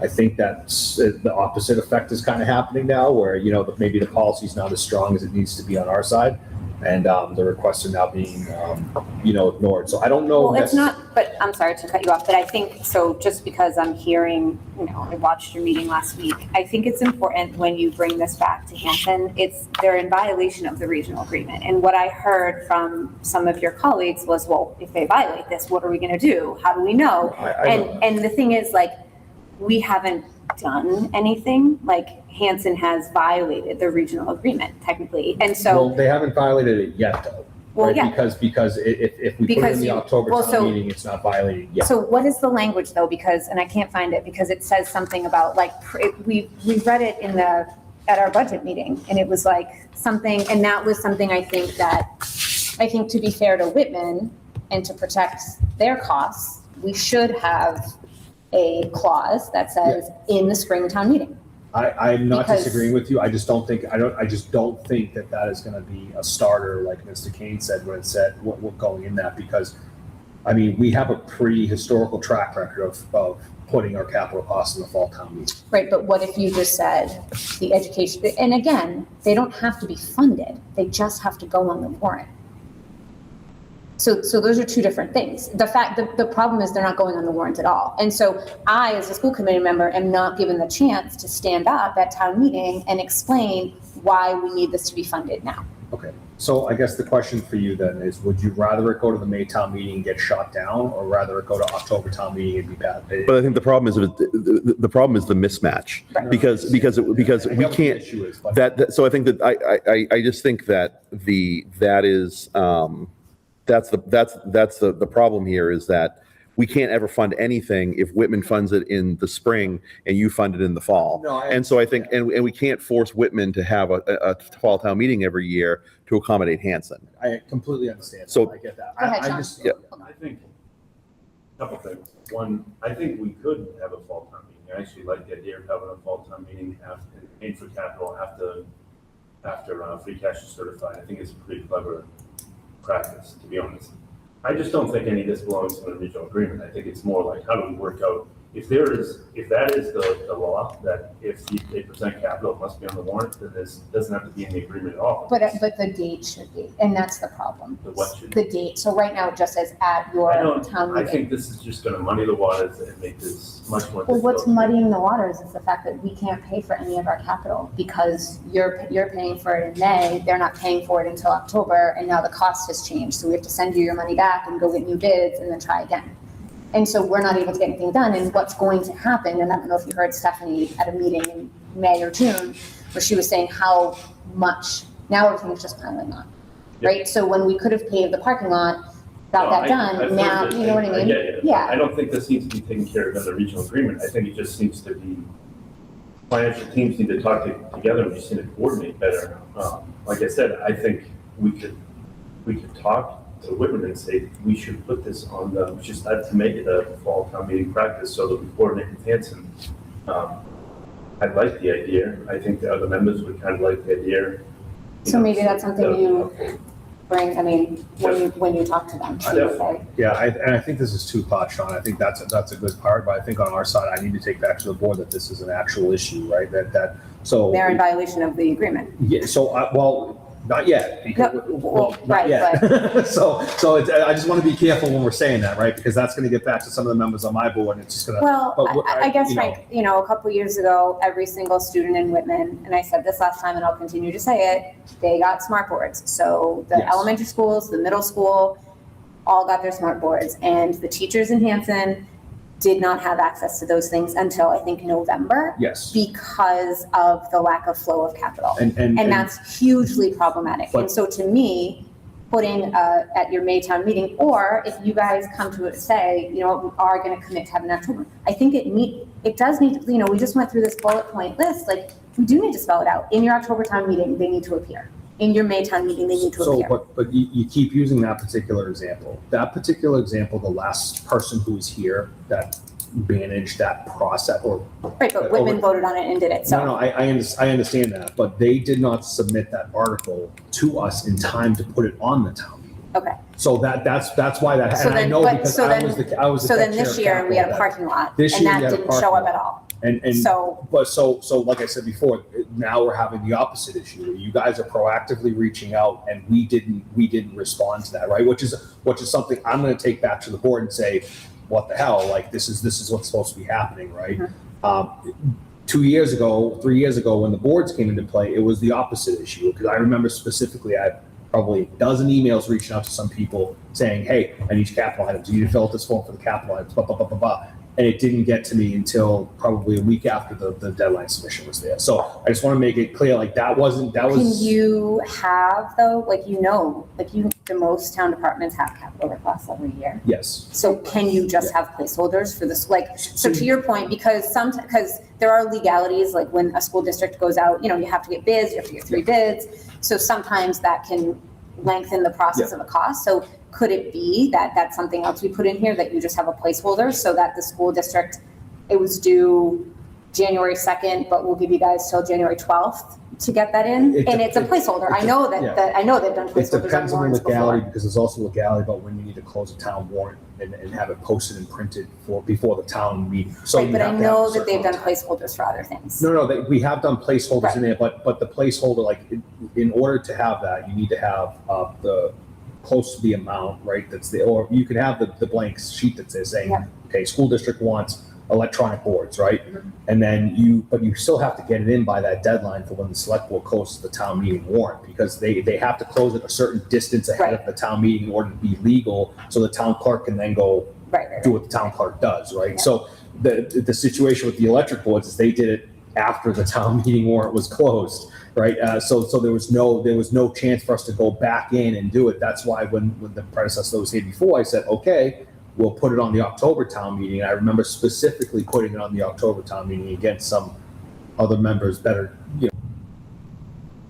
agreeing with that or not. So like there's other procedures other than school policy procedure here as well, which I want to make sure. But I think like what Sean's saying, this is a policy thing that I have to talk to my board about, because clearly this year there was a flaw in that policy. I think that it should be remediated. And if you guys need a certain amount of money for a spring town meeting, we should be able to accommodate that in some form or fashion. I can't say that I can give you $200,000 in spring and it would have to be pushed back to October. I can't promise that, but I feel like if you guys have reasonable requests that are in spring that need to be there, then putting them in there is something that should happen. It's just. I don't think we should open the door to more and more issues that we can put into the agreement. I think we were pretty good when we discussed this. I know there's different changeover of board members and that kind of thing, but the major issues that we had concerns about were the 2/3 and the transportation last September. The other issues were all pretty cut and dry. I mean, logistical stuff that the DESI and the MSBA school lease requirement, the capital cost threshold, the emergency cost stuff. Like, all these things were pretty cut and dry, We start opening the door for more ideas of how to change the regional agreement. I just feel like it's gonna be 4 steps back instead of. Yeah. But I guess, and perhaps this is what you're saying, I think that these things, so this and then the timeline of when we get the assessment paid, because that was the other thing those are things that in a year when we're financially strapped, were glaring issues and are glaring issues. Yeah. And I mean, obviously this capital, I do think it's worth a conversation for Frank to go back to board and say, hey, this is what's going on, and for you to go back and be like, listen. And if they say, no, forget it, then we just leave it as is. And we just have to, make sure that the towns have liaisons and that, our capital and operations is, following the timelines and doing those things. Fine. But the bill for the assessing, like the town's sending us, the payments are off and it's financially affecting our district. So that's a glaring issue. Go ahead, Mary Beth. Couple of things. Yeah. So I was on a capital committee. Okay. And a couple of years ago, we did put your articles on, but we didn't have the sufficient backup. So the recommendation was to pass over. Yep. Yeah. But we can't put articles on that amount to more money than we have Sure. in free cash. Mhm. So maybe Hanson could put just the districts on in May. I don't know if you go along, but Yeah. that might work. Right. But you don't give us the money, I mean, we don't give you the money when it passes. Yep. Anyway, we wait until the project is done, and then all the paperwork is submitted with all the receipts and the proof, and then we disperse. Right. So the money doesn't, it's earmarked for the district and tied up that way, Yeah. but it doesn't go out to you and then come back. But as far as the payments, I was the treasurer for 19 years before town administrator, and year after year, and I remember one particular year, I went into Frank's office and said, look, I do not have the cash flow to make the assessment. It's the only payment, April 1st, that needs to be lined up with our tax bills. Mhm. The other three are August, November, February, and then April. I said, the money doesn't come in until May 1st. So I went into Frank, we got on the phone, we called the district, spoke to the business director, and I'm saying you're going back 3 or 4. And she said, absolutely not. I said, can you open the agreement and just correct this? It needs to be changed. Nope, I'm not opening the agreement. You pay us when your cash flow comes in as close to the 1st as you can. So I said, well, I'm telling you, this particular year, and we're going back probably 12 years, I said, you're not going to see it probably till about the 15th. She said, I don't care, that's fine. Just get it to me when you can, but we're not opening and we're not moving that date. So, we've had a few changeover too. I would even, before I left, was trying to always get it on the 1st, if not the 3rd, but whenever, as soon as I could cull together, and I would have to cull together from all different accounts to make that payment. And I know that this year the treasurer collector had a hard time with cash flow. I think it was late in April before you saw that payment. Yes. But I've Yes. been asking for this change in the regional agreement for 15 years, or 12 years. So, and I most recently, when I became town administrator, and I was asked to come to these, I said, first thing they have to change, And we've, get that to May yeah, and I think 1st. that that's maybe a conversation for Mr. Wells, because he can kind of speak to more of the payment dates and things like that, if that's okay with everyone, because I just know that that's something that, Yeah. like, to your point, and then I think the summer payment is also a problem too. Yeah. But that's Mr. Wells. And But again, for the summer payment, that would be an issue, because our cash flow, we have to pay the 3.8 million to the district, to the Plymouth County Retirement on July 1st. Yep. And so we don't get our tax bills in, we get them in May, and we don't get them in again until August 1st. Right. So to back that up for July, I was asked this year, could you pay in early? And I said, I'm not the treasurer collector. You could certainly call the treasurer collector, but I'm going to tell you absolutely not, because we Right. don't have that cash yeah, flow. and I think that, like, just hearing that, like, Has to line up with Yeah. the 4 quarterly tax payments. okay. So schools open to that, like potentially moving it to May? We Like- were when we brought I up mean, the- I feel like we talked about it, but I would like Mr. Wells to, like, explain that a little bit more. So I guess. It's not like a hard no. Correct, I think so. Okay, so just in the essence of time, because Oh, it is. just Frank, Go ahead. Can I just say one thing? So can we just close out the capital and what we're gonna do for, the action plan for the capital before we move on to the next? Yeah, I was gonna talk about next steps in our next meeting and then try to adjourn. Okay, so can I just go over what we're gonna do for capital? So you're gonna go to the select board in Whitman and ask to see if they're open to a potential October town meeting to line up capital. Yep. And then I'll go back to the select board in Hanson and talk to them about, liaison to the capital improvement committee and if there was a particular reason why, what the breakdown in communication was for the parking lot this year. I don't Well, even I also think that what we can, I don't want to relitigate the past too No. much in this. I think the idea is, can we figure out a way to have better communication between the capital committee of the district and the capital committees of the 2 towns, and figure out a way, whether it be something that, to Mary Beth's point, you guys earmark that money in the spring, right? For, like, in other words, if you're doing all your other capital items in the fall, is there a way that you could say, like, we will put the school district thing on the spring warrant, the annual town meeting warrant, so it lines up with Whitman, so that, for example, we could get money to do a parking lot, over the summer, right? Because that a lot of our capital items are going to be done in July and August because that's when the buildings are mostly vacant, right? And so if we had to do capital improvements to buildings, it makes more sense to do them in the summer when we don't have thousands of students going through the buildings. But, you know, and so if there's a way that we could somehow line those up so that we could get those. So, and again, capital requests could go in and be voted down at town meeting. Right. Like that definitely could happen. But I think the idea is if Whitman knows that Hanson's not putting it on the warrant until the fall, there is an incentive when there's a lot of items that are vying for the same, the limited funds to be like, well, they're not even gonna get to use that money in July because Hanson's not even putting it on their warrant. So I think that there's just gonna be some way that we can line this up. Again, I go back to, I'm just gonna throw out the idea of like, if there was a capital stabilization account that the towns contribute to. I know I can see Mary Beth shaking her head out of the corner of my eyes. Because we've already had these conversations. I know, but like, what other solution is there? Right? I'm just cautious that you guys are going to get what you wish for and have these in May town meeting. And you're going to have a lot more capital items that are voted on or passed over in May town meeting. That's fine. So if that's fine, but also if they get voted in October, what good do they do us if we don't like if you guys vote for our paving thing? Get them, right? But we won't, because Well, Whitman will no, pass it because over. Whitman doesn't do it And then till May. the bid that we have is now out of date because Right. if we're putting So we have to a go back bid to in the for a bid. parking lot for July of 26, and you give us the money in November, guess what? We can't use it anyways. Understood, but let's take the e-board example. But this Right. doesn't have to be in the regional agreement. No, right? I don't So think it it doesn't has have to be in the regional Well, it already agreement. is. It is. No, I'm saying, does it have to be part of a regional agreement that we're proposing, any change in there? But if there's a problem with the way that capital is being funded now, why wouldn't we want to fix it? Right. Because if I go back to Whitman and I have to add one more thing that we have to alter, that's But gonna, listen, Whitman's the one who wanted this re-examined anyway. Like, I think it's only fair that you guys are all new.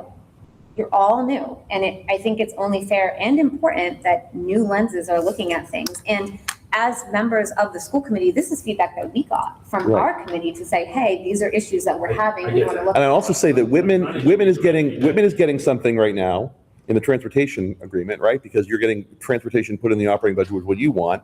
Hanson's getting 2/3 vote on something. Right. What is What the are we school getting? committee? What are we getting out of this? We're getting nothing, right? Right. We're the ones that are doing all the work of making these things to get you guys, and we're asking you like, hey, we have a problem with capital. Right. And I think that, so we're asking you like, talk to your boards about address it in practice, we don't have to address it. But it's not being addressed right now in practice. And I The think, major and that's the reason that problem. we struggle with capital is because we've been moving more free cash into the operating budget Right. to help pay for people instead of. Right. I mean, that's the truth of the situation. I mean, it'd be great if we had $1 million more just for capital, but if we had $1 million just for capital, we'd probably use some of it to save people because Right. we're Right. laying people off. Right. No, I know, Right, but that's not- let's I don't let's think say the let's relevance talk that about is necessarily. let's talk about, you know, because it's 2032 that Plymouth County is. 2031 is the last payment, which is the 20. So then in FY 2032, like we're gonna be looking at a totally different kind of landscape in terms of what the two towns will be able to, you know, be able to use your free cash for, right? Like If it doesn't get pushed out. right, it doesn't get pushed out, but I'm just saying like whatever that date is, right? But when that obligation is done, right, there will be more of the levy will be available to be spent on things in the towns and the district and not just on Plymouth County, right? That money will be freed up to be used. That large amount that you guys are paying now will be dropped, and that, you know, there'll be more money in the operating budget, right? We'll still have normal costs. Right, normal cost, yeah, but I'm saying like, but that huge cost isn't there, so at that point, we might be talking about a different like, I know you guys are talking about right now, like, so right now, I understand, right? You guys don't have the free cash to be really being like super generous with capital requests right now. Right. But this is a document that's gonna live beyond 2032, and the idea is like, how are we ever going to get capital items funded if the two towns are not aligned in when they fund their capital items for the district? So That's the Can question. I suggest something? Yeah. What I would suggest, because I'm having a hard time picturing what would solve this problem, maybe if you guys come up with a solution that you think would fit into this agreement, and then next meeting we can take a look at it and go through there. But I also agree with Sean that I don't know if this is necessary, because like, saying capital items must be a part of the, you know, the town meeting. right? A town, like a, Yeah. you know, town meeting, like, or on the warrant, like, that's very broad. I can have 4 town meetings in a year, one. Right, so 31st, so right? I'll tell you right now, the feedback we got from our committee when we talked about capital was to specify a date. I don't want to strong arm anybody and say, because that might, I mean, part of me says May, but it's not feasible. It's not feasible, because to your point, like, no one has any money in May. No one has money, and you're fighting over, you know, and then you have every department fighting over things. But I think the issue is we do have capital needs, and they're not being presented fairly to the towns. And as a result, we're not actually getting any of our capital needs met, and it's going to ultimately end up being costing more money and being bigger deals, right? If you keep just like putting a Flex Seal patch on a hole, like eventually the whole thing's No, gonna break. Like I did the warrants the other day, and there was a warrant, we had to reimburse a parent for damage to their car from being in the parking lot. Right. To realign, for their tires. So I think the point is, and to your point, Frank, I would just say that so much of what I heard at your board's meeting the other week was basically, you guys want things enumerated because there's a trust issue, right? And now you guys are saying, why does it have to be in the agreement? Why can't you guys just trust us that we'll figure this out and do it on as a No, practice? that's not what I'm saying. What I'm saying is, the agreement as it stood last September, most of it was okay, and there were a couple crucial parts that had tension. Right. I think we should address those couple crucial parts that have tension, and then go with the parts that are okay, and then move forward. But we're saying that there's that's not tension, allowed. But if you yeah. open up other ideas, I have other board members, I'm gonna say, they're gonna open up their agreement, then they have other ideas. I'm gonna come back with another list of ideas that we can do this, and it's just gonna completely derail the process. So you can do that if you want, and I will happily go back. But Yeah. I'm telling you, I'm gonna come back with 3 other issues that they're gonna want addressed. And it's just gonna, I think, like I said, I think it's gonna derail the process. Really. I agree with that. I don't think I have a lot of that on my side, but after watching your meeting, I know you have a lot of that on your side. But I also agree with the fact that you guys also need some skin in the game too, and you guys are looking for something here as well. So like I said, like if there's something that you guys can come up with that you think would fit in Well, this. we're not meeting with our board till the end of August, so. Well, we might a little bit earlier, It doesn't necessarily have to but be the board But coming up we with it. can't, so Yeah. we can't say, here's what we think. Like we need to, and I'm telling you, we already talked about this. This is Yeah. why this was, the first meeting we had when you were here and Justin was here, so you hadn't been appointed yet, was we made a priority list of the things to talk about. Transportation, capital, payments. Those were the 3 priority pieces after the year that we have had. So I understand what you're saying, Sean, for sure. But I think that to do our part as representatives of our board, I do want you to say, bring these, we talked about capital, here's the issues, here's what they're suggesting. We're not saying anything. I mean, right now, the way it's written, it's just not necessarily being followed, or there's an issue with us getting things done because of what's happening now. And so that's harming, it's gonna hurt both towns financially, it's gonna harm, and it has harmed students, it's harming parents' cars. And so I think to do my part as a representative of the school committee to bring this and ask you to bring this back to your boards and say, these are the issues that we see as a school committee. I don't know what meeting it was that Stephanie had her soapbox about it all, but I think it was soon after. yeah, it was in May. And I get that, but I totally understand that when you make a warrant for town meeting and you have all these capital items, and to your point, like you can't approve a capital item that you don't have the money for, that can definitely be a conversation. And that, I think, is another piece that hasn't been happening. I think it's just been, we're just not putting it on. But I think that if the capital committee, the Operation Capital Committee of the district and the 2 town committees work together, like we talked about, we're going to work together with starting in the fall with the select boards and the FinComs about the overall budget. Something similar happens with capital, so that it's not that. So, but the idea that like when the capital committee is working on, all the different capital requests, that it would be, that, in other words, the idea that it's not that we get to descend whatever capital request we want, you have to put on the warrant, but the idea though that if like the capital committees work together and say, well, we're going to put this cruiser on the warrant and we're going to put the parking lot on the warrant, that they go on the warrant, right? Like that idea, not that we just, that in other words, that it works together so that just like, we're going to work together on our, talking with you guys and we're creating assessment, but we put the assessment to you guys. And then once that is voted on, the assessment, it has to go on the warrant because the example that you just said, though, it by putting it into the regional agreement, by saying, let's just say there's a language in here that says capital items must be included in the Maytown meeting, capital items from the school must be included in the Maytown meeting. You guys have the exact ability to do that, though. And if that's how it's written in here, you can say, I want $1 million worth of capital items from the Maytown meeting. Whatever happens, right? So like you're writing that in. Just like we could say we want $1 billion for the assessments, like. No, I know you can. Like, right. But what I'm saying is like, so it would be. But what I'm asking is like similar to what I did here when I like these are not things that I'm gonna have I have not ran these through my board at all before I present them to you guys. I'm asking you guys to figure out some kind of language that you think that we can come back and discuss that would remediate. The recommendation from our committee, from the school committee, was May, that the warrants, the capital request must appear on the the spring town meeting warrant. That was the recommendation that we got from our boards, because it doesn't specify right now. It just says your annual town meeting, right? So that if you have two, you have two. Well, no, it's annual means one. Right. So then, or I don't think it even says annual. It doesn't. It literally just says brought forward to the towns. So it doesn't specify to even town meeting per se. So the recommendation from the school committee was to tighten up that language and to add a clause to say at your annual town meeting. Okay, so I would just be interested in see what you guys have. Write it up in this new agreement right here with the language that you want to see that, and then we can go from there. But I'm in agreement with Sean. I think this is a process issue. I think that Ryan. Marcus. Go ahead, Dr. Marcus. No, it's okay. Mr. Malisi just said the new agreement. Mr. Kane also referred to something from back in September.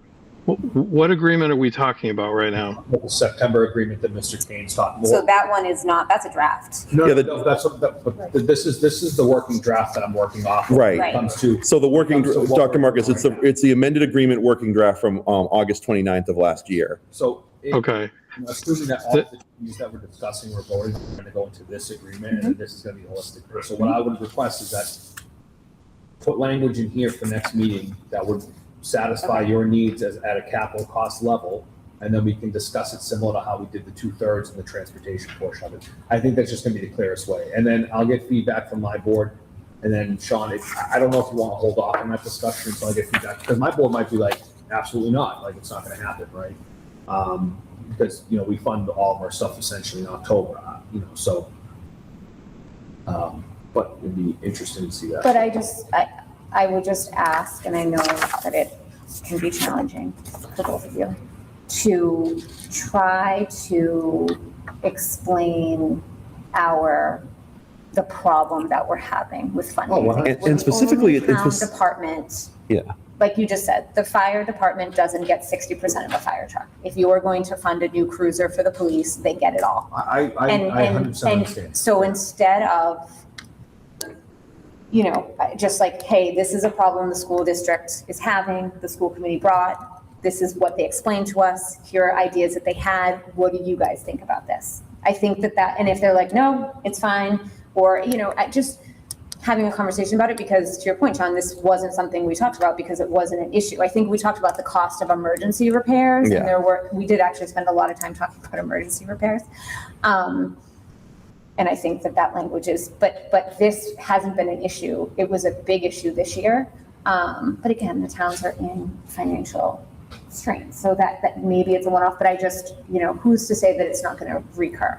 Go ahead. And I think also too, to the point, like this really primarily is going to focus or hinge around capital needs for the high school, because that is shared by, so for example, if there is a need at the Duval school, we can put that on the Springtown warrant for Whitman, and it gets voted up or down because it's going to be going to the Duval school. Similarly, if there's a repair needed at the Indian Head, or we need a new roof on the Indian Head, that can be a fall town meeting issue, right? It doesn't have to be every single capital request has to be on the Hanson Spring one, but for these high school ones where this cost is split 60-40, is there some way that we could work with the capital committees of both towns? I think that's a lot more reasonable to put in just the capital costs. If you really want to specify it in here, high school capital. I think that's because that's really where the issue comes up, right?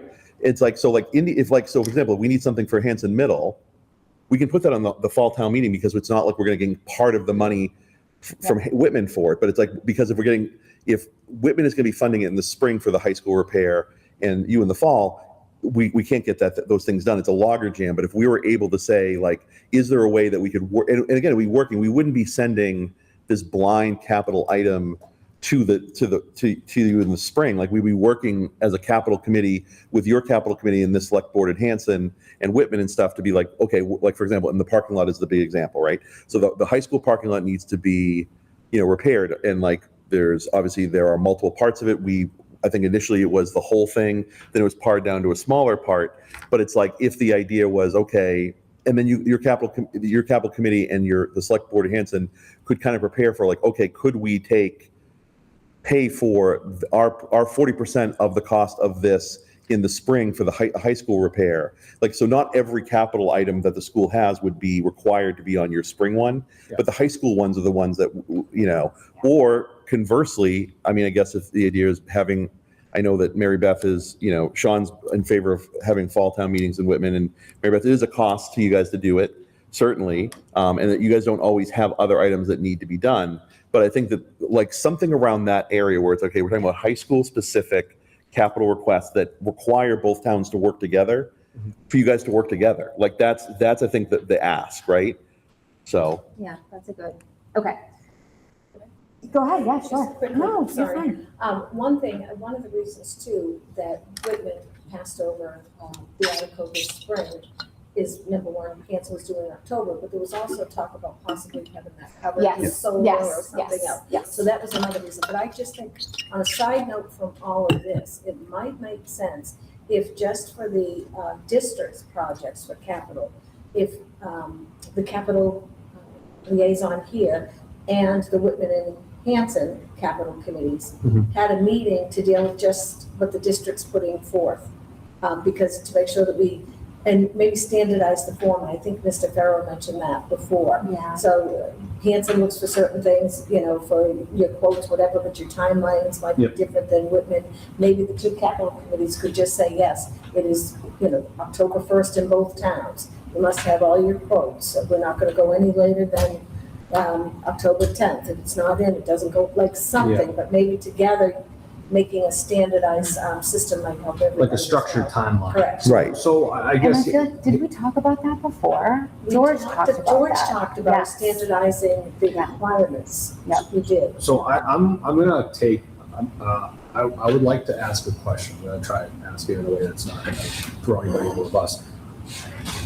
Was there clear communication when the warrant was being closed on the Hanson side this May town meeting? I'll be honest with you, I'm sure there probably There was. Okay. Okay, so you had all the timelines of when the I warrant was mean, open. TJ closed. Rofi is the one that you can certainly talk to him and ask. I'll him. talk to TJ because I obviously just got elected in May, but Yeah. I'm the liaison for the school committee now. So Right. like I would talk, but this is a capital liaison. that you're Right, talking so and again, there wasn't a Hanson. Yeah, but I think we can talk about, like, moving forward what we want to do, Yeah, right? I think what that's. I want to do, yeah. I think I'll be honest with you, like, I would not vouch for anything before, January in terms of this year, in terms of, like, that we did things correctly, right? I wouldn't necessarily say vouch. I don't want to say anything that we followed anything, whatever. I'm saying, let's going forward, what are things we can do? I think that's a great idea to say, like, can we streamline it so that it's the same, so that you guys are looking for the same things, that there's a dedicated timeline to get these things in. So I think that, and then, like I said, like, if it's just high school capital requests, can maybe possibly go on the spring warrant. And to Mary Beth's point, like, I know that this is not, but it's not like the way that the money gets actually paid is after the project is done.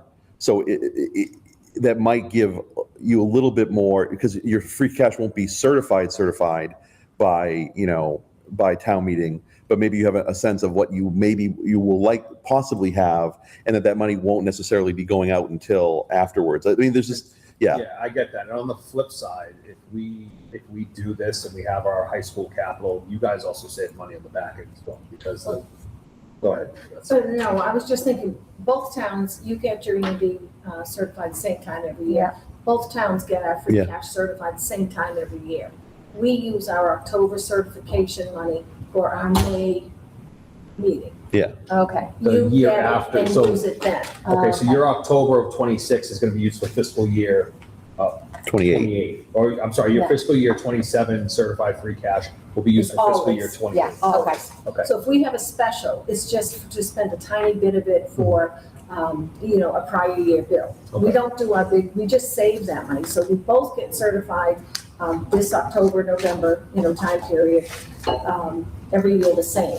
You use yours right away Mhm. for You guys, 187. We save ours for our 28 annual. Okay. That's the only. Would this work then? So if we had the high school capital expenses on the spring warrant for both towns, would there be any issue with that on your side? Because I'm thinking, Sean, one way that we could think about this is it is going to save you guys money probably in the long run, because we won't have to go out and get re-quoted for things like the parking lot. Like we probably got quoted for that back. I'm on board completely. Yeah. I agree. Hey, Oh, I Ryan, agree. Yes. the one thing that I would caution or add, it's not just high school. You also want to think district-wide, to Right. the extent that like technology, buying a 1,000 Chromebooks is a district-wide kind of a Right, thing, yeah. not necessarily. Yeah, so but it's pretty limited. I think your idea is a really good one. But I would just, if whoever's rewriting that language, make sure that there's the caveat that it's, like high school and/or like district-wide, something that's going to affect, all students or all towns or whatever. I feel like district-wide is too vast or too vague. I feel District-wide expenses, district-wide so expenses. even district-wide expenses, like you can say that, I feel like district-wide expenses, I mean, like, well, it's in the district, like, so No, That's not how capital works. But no. See, no, I understand what you're saying, but like, if there's a district, if there's an expense at Hanson Middle School, I can see somebody making an argument, and they'd be, so, well, it's a part of the district. Yeah, so we can figure out we can factor the wording. So, but I mean, I think to his point, like if we were going to buy Chromebooks for the whole district, So like- I'm not disagreeing. right. But we can figure out how to word that so that it's clear. Be like, shared capital costs among the member towns will be put on the spring town meeting. Yeah. Right, something like that, because that lays it out that if there's a shared cost between the member towns for a capital expense, it will then be placed in the spring. So like, that's very. Can I ask you a question about how does your fall town meeting capital work? I'm sorry that I'm extending the meeting. Wild West, man. Everybody just requests everything. But I mean, but the idea is if we put in a request for the fall town meeting, but you just held it, like this year, if we know we want to do the parking lot, right? Yeah. And we put that request in for your fall town meeting, but you don't put it on that warrant, but you save that money for this. Like, let's say you say, well, you guys vote to fund, and you put it in the spring, so that we could then, like, you know what I mean? Like, in other words, I think the motion would have to be made like that it wouldn't be. I don't know. I'll have to talk with. but I'm thinking of a way that it doesn't overburden you guys in the spring, right? If you guys, if it seems like it's the same money, it's just that you're spending in October and you're spending it in May, just being like, oh, well, let's just earmark it for the spring meeting, and you can make whatever the motion is, whatever the parliamentary thing I don't is. think that would, I think that'd be adding more confusion to it. Okay. Approving it in May. I think either just approving it in May, or, because Frank's right, like usually the October town meeting is like Oprah, like you get a check and you get a check yeah. and You you get a get check. that 350. You get an excavator. Now we have no more for that. Which I've been trying to put a stop to a couple of years, but like because it gets crazy. But I think having the shared capital expenses among the member towns in the spring warrant is a reasonable request from you guys to have that. Okay. Now, Okay. I will I think talk that's a good way to say it. Yeah. and bring it back to Mr. Marcus. Yeah. He said it was a good idea. So I'll bring that back to my board. Okay. I don't think that's an unreasonable request. I think that having the shared cost, because it does have a financial impact on both towns, that should be a reasonable request. But I'm just one person. Right. Yeah. That's pretty good. Okay, so the next steps, so the 2/3, so we will reword this and amend it, and we'll look at it our next meeting. If you guys want to talk about, and I think you said you weren't gonna bring this back to your boards until we've like cleaned it up, but then maybe the next thing. The 2/3 vote. Yeah, two-thirds vote. I don't think the 2/3 votes needs to go back until it's all cleaned up. Yep. Yeah. And kind of until we have, I think almost until we're done with the rest of this, then we can. Well, bring it but back. this one has impacts for this year. So I think this one should, because then we got to get the MOU underway so that we Yeah, can okay, make sure so that, if right? that's what, so next meeting, then we can vote on the 2/3 proposal with as an official vote and then. And then bring it it to back. your boards. And Okay. then I can ask them for an official vote, then you Yep. guys can bring the school committee, ask them, you know, we can kind of go through the whole process. And then just, I guess, however you want to present it to your boards, just the operation. And Ryan and I will work on putting some language in the amended agreement, like that draft agreement about the things we discussed. And we can look at that next meeting and see how it sounds, and you can kind of get a, So are you gonna, how are we gonna get language into the agreement? The draft. About transportation? Yes, that's exactly what I was about to say. So I think it needs. So- Somebody gonna work on that, I think that would be helpful. Yeah. but I think that's part of, I mean, I can look quickly, but I don't know how, because I think we. the need to present them both at 2/3, the the same time. 2/3 Right. piece, the little thing that we wrote up last time, and the 2/3 piece, that would just, in order for that to take effect this year, it would just have to be an MOU. Right, but I think she's talking about what the actual language of translation looked like in the Yeah, in the we can work agreement. on that. Yeah, we'll do that too. So we'll bring that Yeah. next I don't week. Yeah. think my board will approve this if the transportation isn't finished in here also. Yeah. Right, so if I don't have the transportation section completed and then the 2/3, then, Right, but your board, so there are two, and I'm not sure that some of your members understood that what's gonna happen for FY '28 is, while it's the same and is going to go into the regional agreement, it's not the regional agreement because Yes. that's a separate MOU. And so, do you know what I'm saying? yeah, I think both of our boards had a little bit of an interesting time trying to understand that because, it seemed like so like some of the comments yesterday was that like the items weren't enumerated on the MOU statement that like the proposal that we put out last week, Mhm. we had to point them back over here to this regional agreement. But then there was a little bit of confusion about like what you said, like, well, is this the agreement? Like, so I think having the language written in there with the votes that we vote on next meeting. And then, but I think it's also important on the Whitman side to have the transportation worked out in the agreement as well. Yeah. So we could say, okay, I'm asking you guys for a vote on these two sections, a binding vote on these two sections. That you Well, we want. vote on the regional agreement all at once. I Right. understand. But I think he's saying that the language that we're going to be present, because I know that we're I not, just- yeah. DESI's not going to be approving the regional agreement piecemeal, but we kind of are as a regional, so that was, Get an idea. right. Yeah. And then the idea that like, and obviously it's going to go to the lawyers and stuff, but the idea that so we can check a box ourselves being like, Yeah. we finished transportation and then Let's move on. and that way, obviously there'll be changes that might have to be made because of council and DESI and all this other stuff, but being like what we have agreed on as a rack. My anticipation of this is that let's say I go, next Tuesday or whenever we have this language and they officially vote it. After we officially vote it, I'm gonna then say, okay, this is now in here. We're not gonna go back to that section. No. Right, That yeah. would be the hope. Yep. We're gonna keep it well. Well, no, No, my intention is it's a vote. It's gonna go to the lawyers now after this, after we're done with it. And if they, at that point, I would. once the whole thing is, but we're not gonna keep reopening transportation after we agree it as a rack. And transportation again, once we vote on it. Right, that's, It's done, yeah. right? Like, we're moving Well, past yes, but, no. But meaning, my understanding was, I'm kind of going based on what I was presented last August, September. And my understanding primarily was the other issues were pretty cut and dry. Yeah. Yeah. It was transportation and 2/3 that were, the hot button issues. Capital, these capital concerns, I think, are reasonable. Yeah. So Yeah. Nothing, no big deal. As long as it goes smoothly like that, then why would we have to? But if there was something else that was presented that is not, I'm unaware of, then it isn't, we can't not revisit transportation or Right. 2/3 if some new thing is that I'm. Well, I guess if a new thing comes up, I guess, but I guess the point being is that we're saying that, Like, I'm not gonna go from emergency repairs back to the 2/3 vote, or or I'm not gonna, if we're on limitations in section 7, right?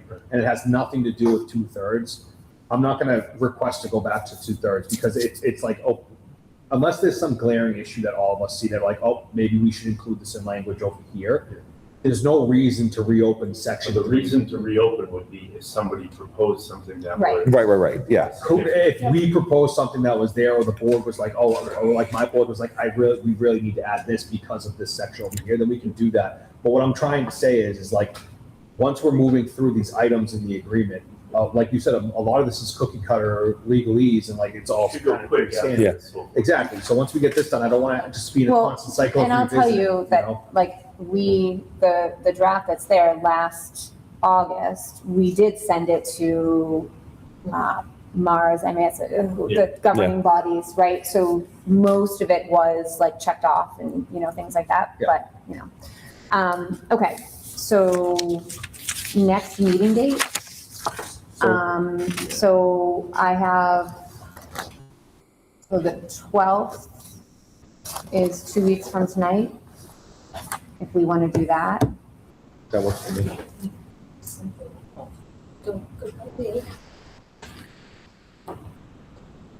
And I guess, does that give you time to talk to your boards, to meet between now and then? I think we're in a pretty good cadence right now, So actually. we can meet for them. The 11th or 25th. Okay, Yeah, and I meet on the 4th. so you guys are opposite weeks, huh? Yeah.